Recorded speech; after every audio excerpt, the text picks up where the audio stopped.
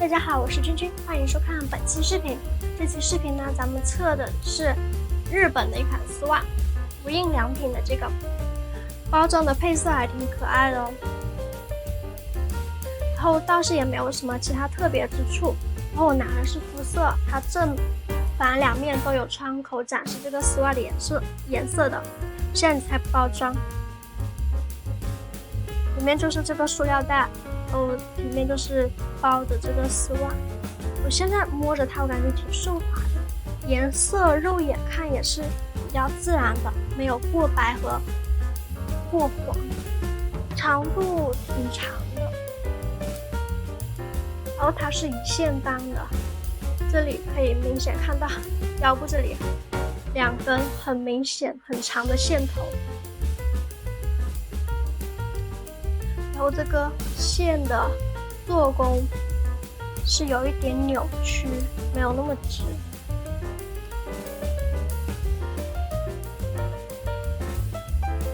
裆部没有加棉设计，它整个呢也是直的，没有那个腿型和足型的设计。我们再来翻到脚尖，看一下脚尖有没有线头。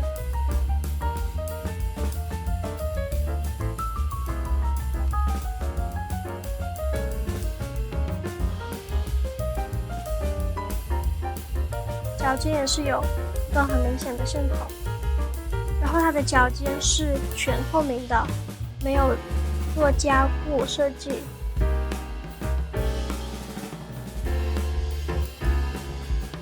接下来呢，我们会对这个丝袜的功能性、还有上身舒适、美观以及它的质量做一些测试和打分，就接着继续看下去吧。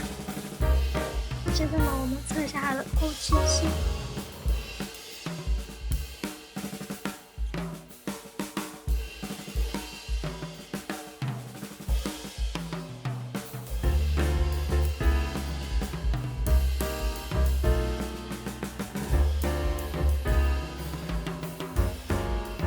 再测它的吸水性，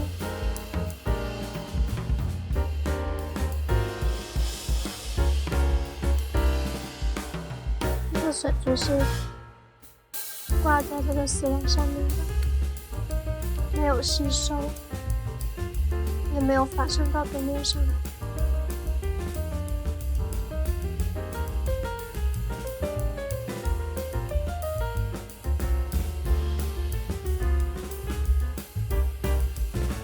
现在呢，测它平铺之后的长度是98厘米。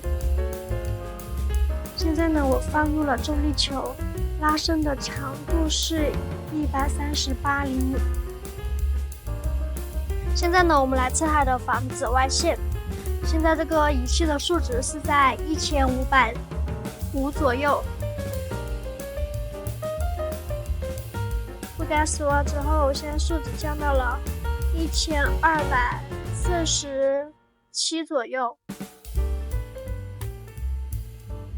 在功能性测试这一项呢，来给它打个分吧。从它的这个透气性来看，它不怎么透气，然后它也不吸水。弹力这一块呢，也不算很弹吧，就没有我想象的那么弹。然后我现在手拉的时候也是感觉弹力不是很大，有点紧的。然后防紫外线效果呢也不是特别的好，所以话这一块功能性的话没有我期望的那样，所以在这一块打分呢，我给它打7.5分。接下来呢就是上腿展示了，看一下上腿之后它的呈现效果怎么样吧。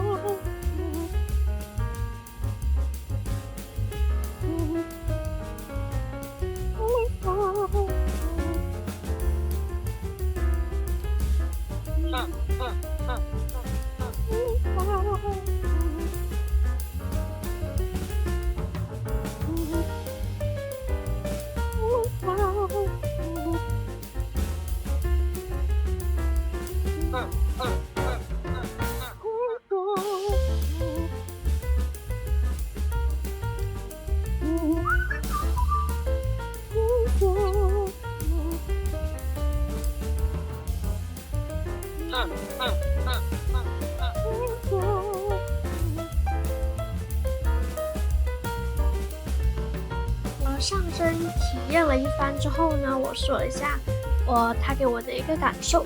从美观来看呢，它的那个颜色自然很贴合我自身的肤色，然后有一定的美肤的效果，然后有一些小的瑕疵它也能遮盖住，这点的话我可以给它8分。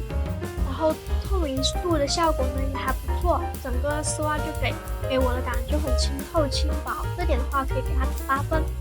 然后它那个舒适度呢也还可以，它那个是天鹅绒的材质，所以上腿之后它还是比较柔软细腻平滑的，然后整个给我的那个触感也是非常的好，这点我可以给它8.5分。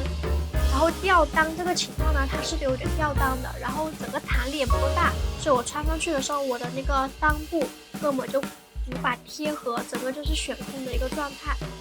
这点的话就会给它6分吧，不够贴合，然后弹力不够大，像一些身高比较高的话，可能就穿不了了。在舒适度和美观这一块中的打分呢，我给它打7.5分。优点就是颜色比较好自然，缺点就是弹性不够大。缺点就是弹性不够大，容易吊裆。在舒适度和美观这一块中的打分呢，我给它打7.5分。优点就是颜色比较好自然，缺点就是弹性不够大，容易吊裆。最后呢，我们来做它的防勾丝的测试，我们会用到这个刷子来刷，看这个丝袜容不容易勾丝、脱线、破损。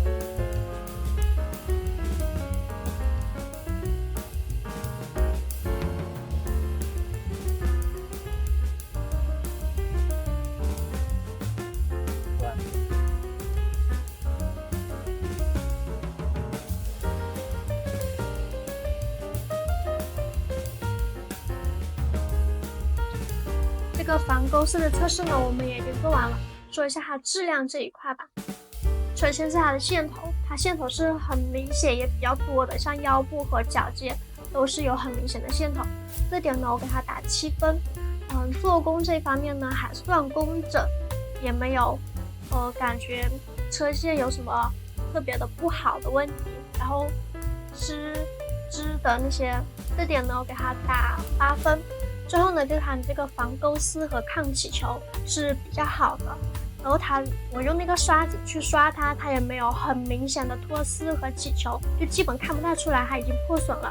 像之前那个穿的时候不小心破了，然后它脱线那一条很长的那一条脱线的那个痕迹也是不太明显，看不大出来的。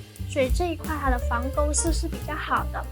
这一点呢，我给它打8分。质量这一块呢，还在我这里算是过关的，还不错啦。最后呢，它的一个特别大的优点就是自然清透，颜色好，缺点就是弹力不够大。最后总的来说呢，它的这个优点就是颜色自然、轻薄、清透，然后它的这个防勾丝、防脱线的这个效果也很好。缺点就是它的弹性不够大，像一些身高高的就穿不了了，然后弹性的包容度也不是很好。这款的话，我个人还是挺满意的啦。